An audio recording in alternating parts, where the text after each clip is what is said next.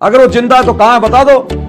अगर वो दाढ़ी मूंछ वाला कबीर जिंदा है तो बताओ फिर कहां है। गुरु का एक एक शब्द पत्थर की लकीर है कि गुरु से लगन कठिन है भाई।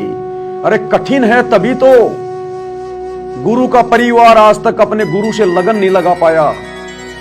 ये कोऑर्डिनेटर आज तक गुरु से लगन नहीं लगा पा रहे। लाखों की संगत आज तक गुरु से लगन नहीं लगा पा रही। आज भी जून के महीने में कागज के टुकड़े को कबीर मान के और लगन लगा के कबीर प्रकट दिवस मना रही है। इसलिए गुरु कह रहा है कि गुरु से लगन कठिन है भाई। और ये लगन लगे बिना काम न सरता। कौन सा काम? मोक्ष वाला। जीव परलय हो जाए ऐसे मरता रहेगा, गधा कुत्ता बनता रहेगा। तो कब समझोगे इन वाणियों को, इन शब्दों को? सतगुरु आकर कोई शब्द कह रहा है तो उसका रहस्य है एक एक चौपाई में। चंद आत्माएं अपने गुरु से लगन लगा पाई है, सत्सेवक भाई बहन। 90% भगत अभी भी अपने गुरु से लगन नहीं लगा पा रहे। इसलिए परमात्मा कह रहे हैं गुरु से लगन कठिन है भाई। ये कठिन कार्य है भाई। परमात्मा की विशेष रजा के बिना सुलभ नहीं हो सकता। ये शब्द ऐसे थोड़ी गा दिए गुरु जी ने, अपनी मनमर्जी से थोड़ा ना बना दिए कि गुरु से लगन कठिन है भाई। अगर लगन लग जाए इतनी तो आज वो दाढ़ी मूंछ वाली कबीर की फोटो का नामो निशान नहीं होना चाहिए संगत में, नामो निशान। लेकिन नहीं लग रही लगन। अभी मुर्दों से लगन लगा रहे हैं। पहले अपने बाप दादाओं की फोटो से लगन लगा के रखते थे, उनके श्राद्ध निकालते थे।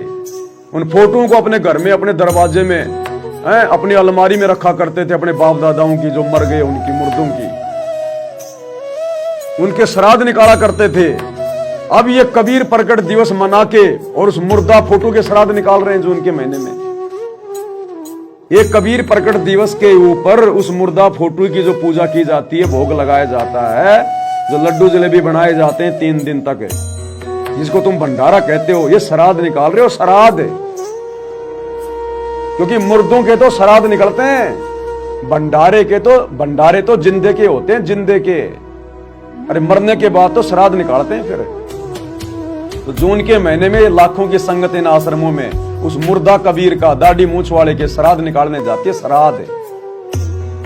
और दुनिया को कह रही है श्राद्ध निकालना बंद कर दो, और तुम खुद मुर्दों का श्राद्ध निकाल रहे हो। क्या गलती है फिर वो दुनिया की? अरे वो भी तो मरने के बाद अपने बाप दादाओं के, परदादों के श्राद्ध निकाल रही है। तुम भी तो अपने भगवानों के मरने के बाद में श्राद्ध निकाल रहे हो। अगर वो जिंदा है तो कहां है बता दो। अगर वो दाढ़ी मूंछ वाला कबीर जिंदा है तो बताओ फिर कहां है, बताओ कहां है।